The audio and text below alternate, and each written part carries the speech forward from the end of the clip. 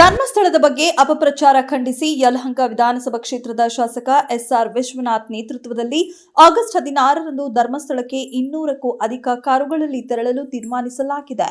ಧರ್ಮಸ್ಥಳದ ಬಗ್ಗೆ ದೊಡ್ಡ ಮಟ್ಟದ ಅಪಪ್ರಚಾರ ನಡೆಯುತ್ತಿದೆ. ಎಸ್ಐಟಿ ತನಿಖೆ ಸ್ವಾಗತಿಸುತ್ತೇವೆ. ಆದರೆ ಇದರ ನೆಪದಲ್ಲಿ ಕೆಲ ಕಿಡಿಗೇಡಿಗಳು ಧರ್ಮಸ್ಥಳದ ಪ್ರಾವಿತ್ಯತೆ, ಮಂಜುನಾಥ ಸ್ವಾಮಿಯ ಪ್ರಭಾವ ಕುಂದಿಸುವ ಪ್ರಯತ್ನ ಮಾಡುತ್ತಿದ್ದಾರೆ. ಹೀಗಾಗಿ ಯಲಹಂಕ ಕ್ಷೇತ್ರದಿಂದ ನಮ್ಮ ಮುಖಂಡರು ಹಾಗೂ ನಾಗರಿಕರು ಆಗಸ್ಟ್ 16ರಂದು 200ಕ್ಕೂ ಅಧಿಕ ಕಾರುಗಳಲ್ಲಿ ಧರ್ಮಸ್ಥಳಕ್ಕೆ ತೆರಳಲು ನಿರ್ಧರಿಸಿದ್ದೇವೆ ಎಂದು ಶಾಸಕ ಎಸ್ಆರ್ ವಿಶ್ವನಾಥ್ ಹೇಳಿದ್ದಾರೆ.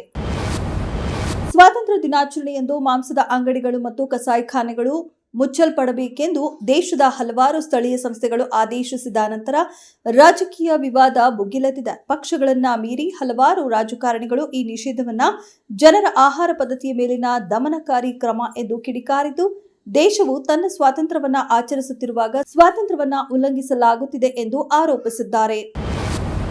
ರಾಜ್ಯದಲ್ಲಿ ವಾಣಿಜ್ಯ ಪರವಾನಗಿ ರದ್ದುಪಡಿಸುವ ಪ್ರಶ್ನೆಯೇ ಇಲ್ಲ. ವ್ಯಾಪಾರಸ್ಥರಿಗೆ ಟ್ರೇಡ್ ಲೈಸೆನ್ಸ್ ಪಡೆಯುವುದು ಕಡ್ಡಾಯ ಎಂದು ನಗರಾಭಿವೃದ್ಧಿ ಮತ್ತು ನಗರ ಯೋಜನೆ ಸಚಿವ ಬಿಎಸ್ ಸುರೇಶ್ ಸ್ಪಷ್ಟಪಡಿಸಿದ್ದಾರೆ.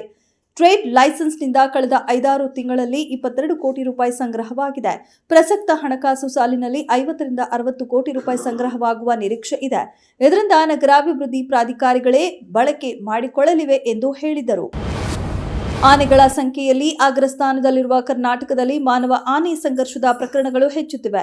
ಈ ಸಮಸ್ಯೆಯನ್ನು ಪರಿಹರಿಸಲು ಸುರಕ್ಷಿತ ಆವಾಸ ತಾಣಗಳನ್ನು ರಚಿಸಬೇಕಾಗಿದ್ದು, ಕರ್ನಾಟಕವು ಶೀಘ್ರದಲ್ಲೇ ತನ್ನ ಆನೆ ಕಾರಿಡಾರ್ಗಾಗಿ ಮೊದಲ ಬಾರಿಗೆ ಅಧಿಸೂಚನೆ ಹೊರಡಿಸಲಿದೆ ಎಂದು ಅರಣ್ಯ ಸಚಿವ ಈಶ್ವರ ಬಿ ಖಂಡ್ರೆ ಹೇಳಿದ್ದಾರೆ.